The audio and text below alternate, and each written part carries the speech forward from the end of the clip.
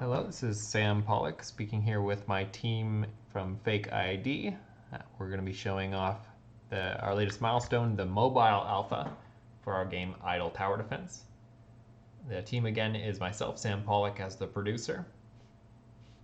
I'm Morgan Itze, and I am the software lead. I'm Robert Wymer, and I'm a gameplay programmer.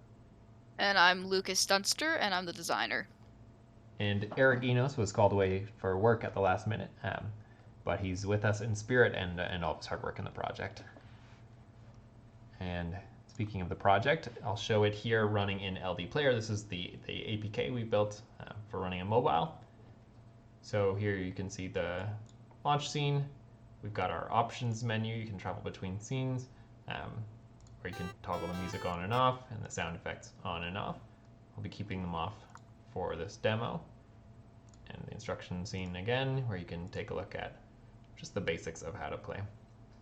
And so once we launch the game, you can see that the touch control is working to give us the drag movement. We've also got a basic implementation of zooming in and out, so you can get a closer look at the action. And then once we get going, I'll start by building roads to these spawners so that they'll start producing units onto the map. And I'll drag a tower on to start attacking. So in this build, we've added the health bars for enemies, and they drop coins when they're destroyed instead of adding directly to your inventory. The coins are set to expire after 3 seconds, so you need to click them to collect them. But not only that, we've also added these, let's add a new monster node. We've added a supply tower, which you can build that collects coins. Then you can click the supply tower to collect the coins that it's collected. So it'll absorb up to a maximum capacity. So that way, as you're playing, you can build supply towers to collect some coins on the map while you're not watching, and then you can come back and collect, thus mixing the idle and the active play. And we've got save and load functionality, which Morgan will tell you about her work on. And so Morgan, let me know what you want to do in the scene, and then I'll open up the scripts.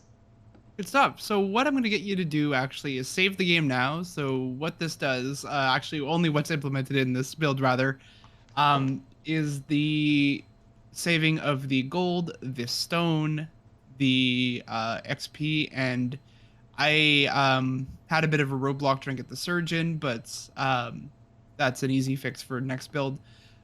So if we go into, so we saved, okay, if we resume, and Sam, I'm just gonna get you to spend as much gold as you can. Okay, I'll go shopping spree here. Yeah.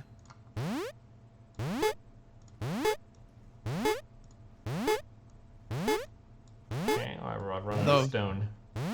Okay. I think as long as the actual number of gold we have is different. If we load, and if I load, there we are. It'll revert to the previous status, like the lost status of the save. So wherever you saved, it'll revert back to that. It does that through a binary file. I am about halfway through the implementation for actually getting the roads and towers in. Sam, if you want to go over to the scripts. You got it. And so yeah, in the game save manager, I believe it is. I can't remember the name, what I called it. Yep, game save manager. Yes. So the big commented block is essentially the half-baked implementation of trying to save these towers and roads. Not quite implemented yet. But what I did do is just save a couple of integers, as in the EXP bar, the gold, the stone, to the binary file, saved it, and then on the load, it does the exact opposite, where it reads it and then sets the variables where they need to be set. I believe that's all for the save and load, although I will touch on the canvas resizing while I'm still on the microphone. Yeah. So switching over to a mobile build, the canvas had to be resized since we are using a new default canvas size. I believe it's 3040 by 1440. I believe it is the Samsung Galaxy S10 Plus resolution.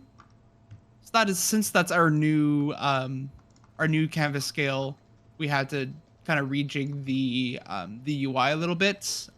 Nothing major, but the UI did have to be rescaled in that regard. Okay, excellent. Thanks a lot, Morgan. Now we're gonna pass the mic to Lucas, and he'll talk a bit about the extra work on camera controller. Yep. So first with the camera, what I was working on is in the move camera script. What I started with was I set up a different mode for touch mode so that instead of using mouse controls, now you can use touch controls to both move around the camera instead of having to use clicks. I also, in Move Camera, implemented a zoom in and zoom out, which currently just work on a button press when you press I and O, but will later be changed to an option. We just haven't had the time to fully set that one up yet, which sets the camera height based on a max and min height that you set externally for the specific camera. The other thing I worked on was a inventory panel behavior script, which basically will set up a left-hand mode for the inventory panel, which, Sam, if you can go back into the LD player and just show that one off. If you were to press L while the build panel's open, it will swap it over to the left side of the screen and back to the right. And it works the exact same, it just changes what side of the screen it's on for you. And that is all that inventory panel behavior does right now. It just changes which anchors it's set to and will move the position over to the proper side of the screen. Okay, excellent. Thanks, Lucas. Next up, I'm going to have Alex talk a bit more about some of the extra work with the Nav Mesh and enemy behavior. So we've updated the Nav Mesh for the enemy AI. So first off, we because of the structure of our game, the Nav Mesh can't be baked at before the game, so it needs to be done at runtime. So to do that, we downloaded the high level API for the Nav Mesh, and then we added a Nav Mesh surface to our road, to our map. And then at runtime, we bake the Nav Mesh, and then that'll have the proper route for our hard coded inner wraith. And then as we add more, it allows the Nav Mesh to grow. So we rebake the Nav Mesh each time we have road, and then enemies are able to traverse that road. So we have a Nav Mesh surface on the map, and then on each tile we have Nav Mesh modifiers, which define which. I guess you can show that if you go to the prefab, and then in the tiles. Sorry, you want me to go? In the tile folder in the prefabs. Oh, yep. Prefabs, tiles. Yeah. So yeah, each of these tiles have a different Nav Mesh modifier, which are either walkable or not walkable. And I think we've had plans to implement different valued Nav Mesh modifiers. So an enemy could take a different route, but it might be longer. But yeah, that would be affected by the Nav Mesh modifiers. We've done a bit of work to implement the new AI behavior. If you want to pull up the enemy controller. Yep. Yeah, so we have a finite state machine in here. So now that we actually have pathfinding and a patrol, we're working to implement the pathfinding state with the patrol state, so it works a bit better.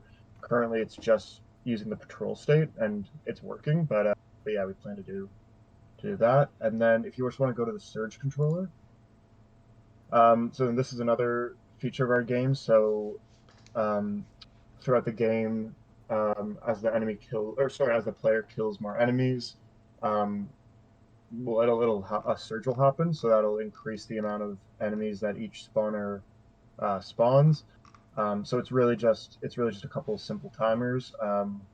So as it takes about 2 minutes for a surge to fill up, and then a surge will last about 30 seconds, as a base, and then it'll increase the amount of enemies spawned during that 30 seconds, and then as the game gets later, it'll increase the duration of the surge, and then it'll also decrease the wait time in between each surge.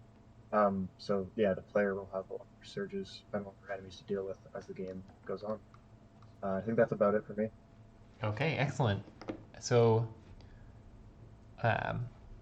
Erik's work this time has been mostly fine-tuning and improving some of the base functionalities that we had for the beta.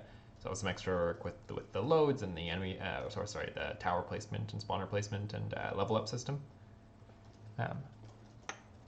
And I'll take you for a quick tour of the things that I was working on for this milestone. One of the major ones was implementing those enemy health bars.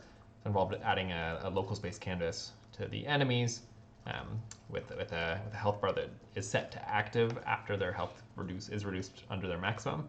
So now they're tracking both their current health and their maximum health. And then we update the sliders that indicate their health when they take damage, just dividing their current health by their total health to give it a value. And then I'm also setting those health bars to face the camera so that it's not spinning as the enemy walks away from the player or from the player's viewport. And then additionally, worked on that new tower, the collector.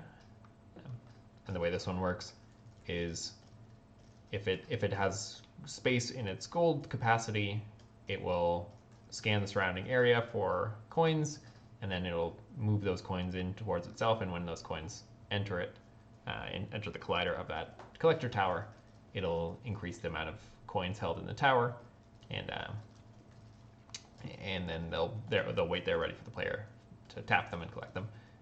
So I also worked on the coin behavior, which are those coins that spawn, spin, wait for the player to collect them, and disappear if they don't collect them in time.